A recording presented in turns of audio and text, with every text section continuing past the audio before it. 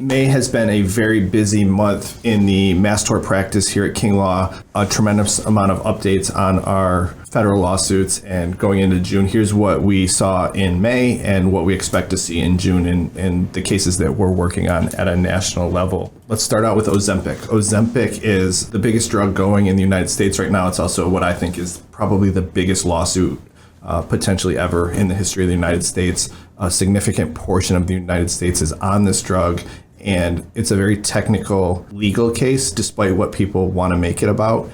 Was there a proper warning of the side effects? Manufacturers don't even contest that there are serious side effects. It's really going to be, were the proper warnings read? And the biggest and really sad update is the judge who was assigned to the case only a few months ago died, and we're waiting for a new judge to be assigned to that case, and that will drive this litigation over the next several years.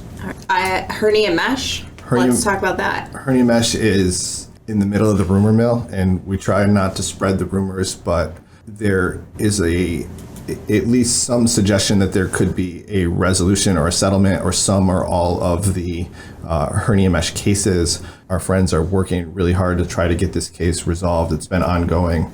We had Brett Vaughn on talking about mesh the other day. There's also the ongoing discovery battle in the Covidian multi-district litigation. That's really in the depths of fighting over what the company is going to produce. There's been a number of motions filed, kind of technical legal maneuvering. So potentially in the last phase, there's different meshes, there's different lawsuits. One of them might settle, the other one we're in a fist fight on. Okay, all right. But it's moving. It's moving. So they all keep moving. Sometimes not very fast, but they all keep moving. But another case that's moving forward, let's talk about Camp Lejeune cases. Camp Lejeune, we've been working really hard. We have one of the 100 Track 1 bellwether plaintiffs. So there's thousands of potential Camp Lejeune claims. Last fall, the judge selected 100 Track 1 plaintiffs, and those are the first cases that could go to trial. We have had the deposition of the plaintiff.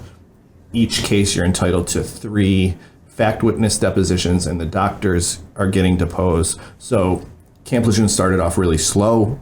It is moving much quicker now. I still think there's a chance for Camp Lejeune trials this year. There's also some outstanding legal issues. One of the big issues in Camp Lejeune is whether or not there will be jury trials. There was a bill submitted to the Congress. Instead of going through the appeal process, it looks like the other avenue would be just get the law clarified or rewritten. Mm-hmm. The biggest issue there is whether or not there will be jury trials in Camp Lejeune. Right now, the judges have ruled there is not. There's a lot of uproar about that. But keeping on theme, let's talk about the PFAS military-based contamination update. Yeah, so Camp Lejeune does have PFAS contamination, and the Camp Lejeune lawsuit is largely about TCE that came from a dry cleaner and a dump. That's what I think that the evidence is going to show. There's TCE contamination at a lot of bases, but as we learn more about PFAS contamination, something that we're working really hard on, we represent a couple dozen municipalities who have PFAS contamination.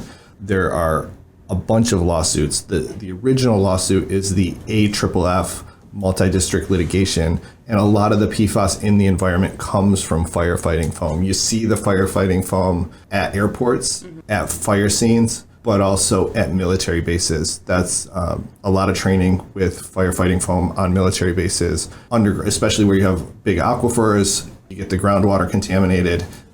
We represent a couple of different municipalities where they're near an airport and they have nothing to do with the airport, but their water is contaminated because of the aquifer being underneath the airport. Mm-hmm. There was a settlement last summer on behalf of some of the biggest defendants and the public water providers. That has continued to progress. That's a huge project that we have worked on for all these municipalities that we represent. The AFFF MDL is moving really quickly towards personal injury plaintiffs, largely the firefighters who have been exposed to AFFF PFAS and have a number of injuries. There's a question of what injuries will be included or not included. The judges pushed really heavily towards what they call leach injuries, which are ulcerative colitis, thyroid disease, kidney cancer, testicular cancer, and then a few others.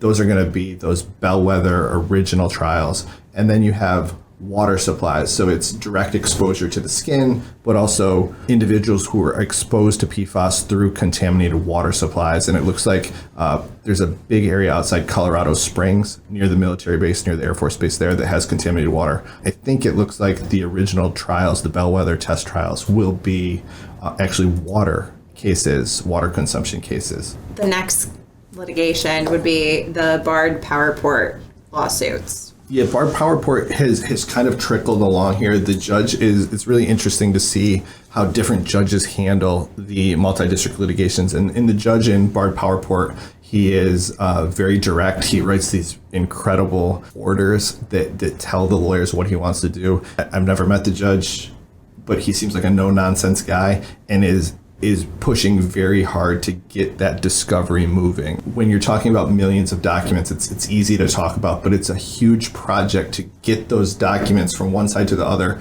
so they can actually do the review and attempt to prove the cases and get bellwether trials. So Bard is in this early document heavy stage. It's not a super exciting stage of the litigation. There's not a tremendous amount for us to talk about, but I can just see from what the judge is doing, he's trying his best to be efficient at this stage. And that is the difference between a federal lawsuit going for 3 years and a federal lawsuit going for 6 or 7 years.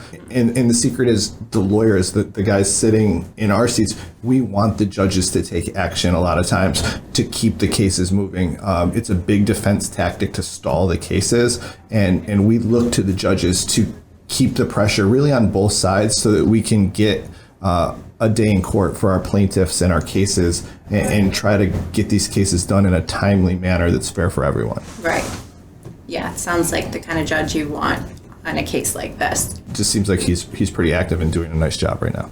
We'll keep everyone updated on that. And last but not least, social media addiction lawsuit. This is huge, and I feel like very interesting. Yeah, we kind of saved the best for last here, Yes. I think. This is a little bit different, right? It's a little more subjective in some ways, but as you do the research and you see the effects on the kids, how they have changed over the course of the last 20 years, things like suicide rate or self-harm or eating disorders, these are not subjective things. These are objective medical evidence that we're talking about. The internal documents at the social media companies, I think, are compelling in the favor of the plaintiff. It is not as simple as some of the other cases, right?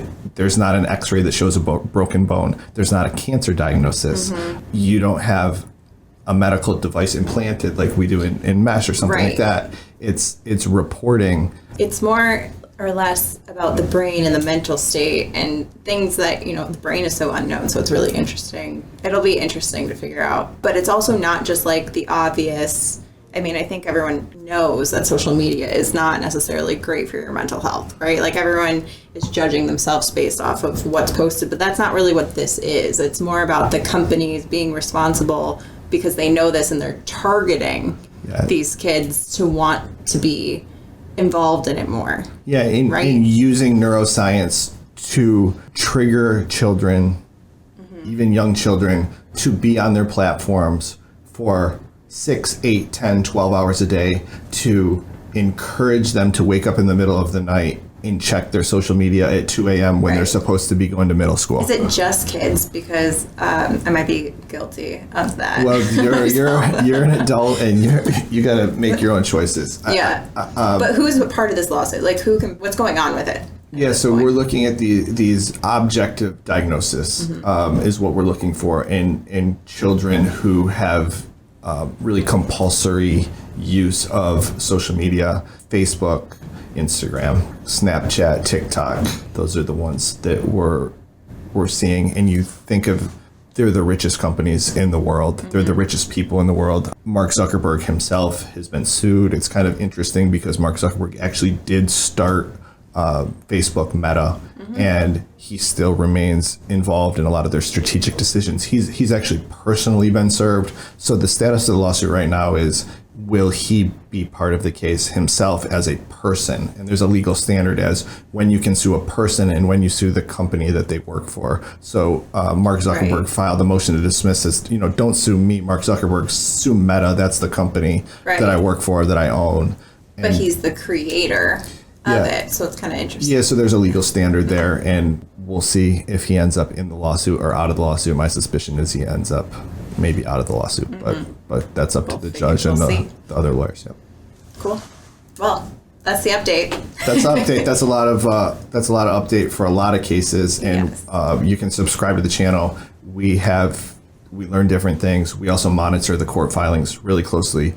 If you're interested in a particular lawsuit, you can go on our website. We update pretty much every week. Have more information. Yeah, and there's not an update in every case every week, and sometimes there's 2 or 3 in a week, and we try to put them up as they come out, and then we do these videos when we have enough updates for people. We try to do them once a month, so you can subscribe to the channel, and you'll get our updates as they come along.